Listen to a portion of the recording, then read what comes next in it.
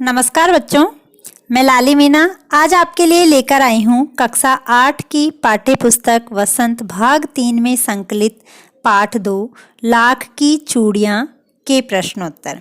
सबसे पहले कहानी से पहला प्रश्न। बचपन में लेखक अपने मामा के गांव चाव से क्यों जाता था और बदलू को बदलू मामा न कहकर बदलू काका क्यों कहता था? इसका उत्तर है, बचपन में लेखक अपने मामा के गांव चाव से जाता था क्योंकि उसके मामा के गांव में बदलू काका, जो कि एक मनिहार था, उसे लाख की रंग बिरंगी गोलियां बनाकर दिया करता था। बदलू काका लेखक के लिए गाय के दूध की मलाई भी बचाकर रखता था और उसको खाने के लिए दिया करता था। बदलू काका लेखक को खाने के लिए रसीले और मीठे आम भी दिया करता था। इन कारणों की वजह से लेखक अपने मामा के गांव चाव से जाता था।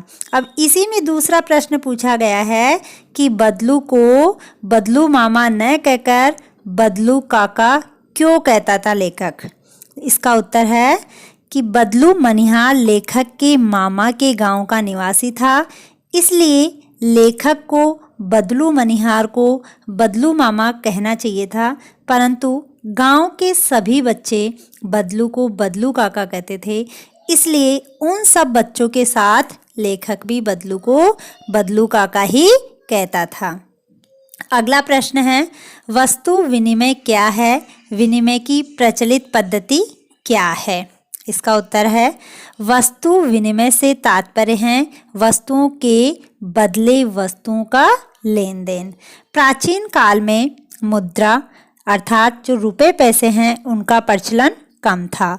उन दिनों में लोग अपनी जरूरत की वस्तुओं की पूर्ति एक दूसरे से आदान प्रदान करके किया करते थे, अर्थात वस्तुओं के बदले वस्तुओं के लेन देन की प्रथा को ही वस्तु विनिमय पद्धति कहते हैं। तीसरा प्रश्न है, मशीनी युग ने कितने हाथ काट दिए हैं? इस पंक्ति में लेखक ने किस व्यथा की ओर संकेत किया है? मशीनी युग ने कितने ही हाथ काट दिए हैं? इस पंक्ति में लेखक ने मशीनीकरण से उत्पन्न समस्या की ओर संकेत किया है। इससे लोगों के घरेलू उद्योग बंद हो गए, अर्थात जो लोग घरों में लघु कुटीर उद्योग धंधे चलाते थे, जो पीढ़ी दर पीढ़ी चले आ रहे थे, वे उद्योग धंधे समाप्त हो गए हैं। मशीनी युग आ जाने के कारण लोग अपनी हस्तकला के गुणों का सही तरीके से इस्तेमाल नहीं कर पा रहे हैं, जिस कारण ऐसे लोग बेरोजगार हो गए हैं जो अपनी कलाकारी एवं हस्तकला के माध्यम से अपनी रोजी रोटी कमा रहे थे। मशीनीकरण के कारण ऐसे लोगों के लिए अपने परिवार का पेट पालना मुश्किल हो गया है। लेखक ने इसी व्यथा की ओर संकेत किया है। अगला प्रश्न है, बदलू के मन में ऐसी कौन सी व्यथा थी जो लेखक से छिपी न रह सकी? इसका उत्तर है, बदलू मनिहार एक सीधे स्वभाव वाला लाख की चूड़ियाँ बनाने में निपुण कारीगर था। उसके गांव की सभी औरतें उसके द्वारा निर्मित लाख की चूड़ियाँ पहनती थी। उसके गांव के आसपास के लोग भी उससे लाख की चूड़ियाँ ले जाते थे।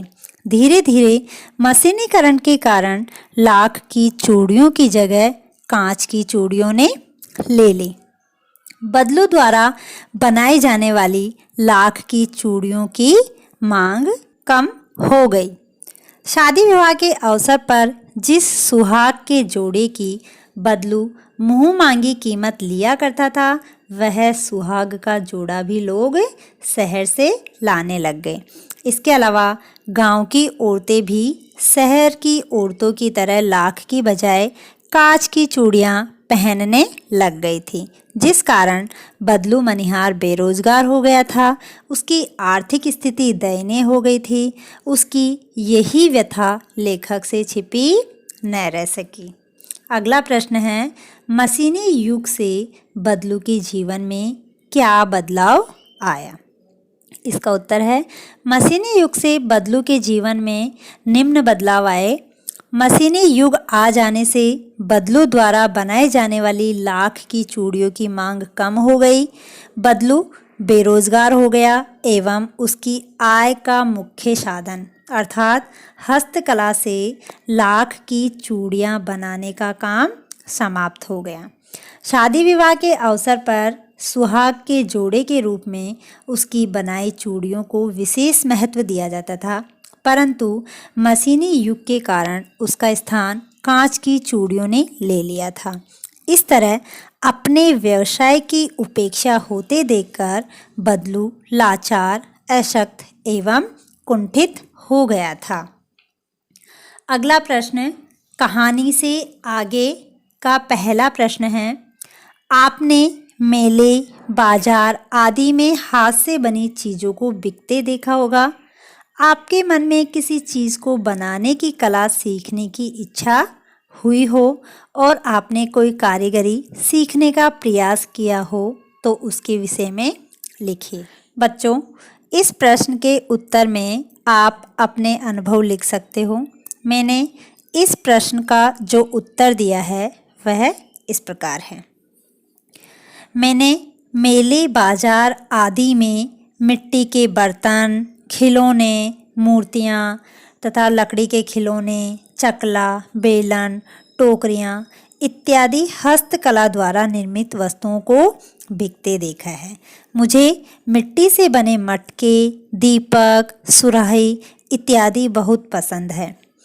एक बार मैं गर्मियों की छुट्टियों में अपने मामा के घर गया था। मामा के गांव में मिट्टी के बर्तन बनाने में निपुण एक कलाकार रहता था जो मिट्टी से मटके, सुराही, दीपक इत्यादि बनाया करता था। मैं रोज़ उसे मिट्टी से ये सब चीज़ें बनाते हुए देखा करता था। एक दिन मैंने उसी कलाकार के साथ उसके निर्देशानुसार मिट्टी के दीपक बनाने की कोशिश की। मुझे बहुत अच्छा लगा। अगला प्रश्न है, लाख की वस्तुओं का निर्माण भारत के किन किन राज्यों में होता है? लाख से चूड़ियों के अतिरिक्त क्या क्या चीज़ें बनती है, ज्ञात कीजिए। इसका उत्तर है लाख की वस्तुओं का निर्माण भारत के झारखंड, कर्नाटक, उत्तर प्रदेश, राजस्थान आदि राज्यों में होता है।